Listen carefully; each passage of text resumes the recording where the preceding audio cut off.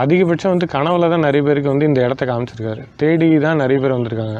எல்லாராலையும் இந்த கோயிலுக்கு வர முடியாதுன்னு தான் சொல்கிறாங்க. இது எந்த அளவுக்கு உண்மைன்றதை வந்து நம்ம வரவங்க ஒவ்வொருத்தவங்க அவங்கவுங்க ரியலைஸ் பண்ணால் தான் தெரியும். இது 2 விஷயம் இருக்குது. ஒன்று நம்ம போய் சாமி கும்பிட்றது ஒன்று, சாமி வந்து நம்மளை அக்செப்ட் பண்ணி இந்த இடத்துல வந்து கும்பிட வைக்கிறதுன்றது ஒன்று. இது வந்து 2வது இருக்க இடம். ஏன்னா எல்லாராலையும் இந்த இடத்துல வந்து உட்காந்து எல்லாத்தையும் பண்ணிட முடியாது. அதுக்கப்புறம் பார்த்திங்கன்னா ஸ்பெஷல்னு பார்த்திங்கன்னா பௌர்ணமி அமாவாசை விசேஷம். இவர் வந்து பல பேருக்கு குருவாக இருந்திருக்காங்க. கிட்டத்தட்ட 2000லேருந்து 2500 வருஷம் பழமை வாய்ந்த கோயில்ன்றாங்க. கல்வெட்டுகள் அதை கோயில் கட்டியிருக்க இதுவே பார்த்திங்கன்னா வித்தியாசமாக தான் இருக்கும்.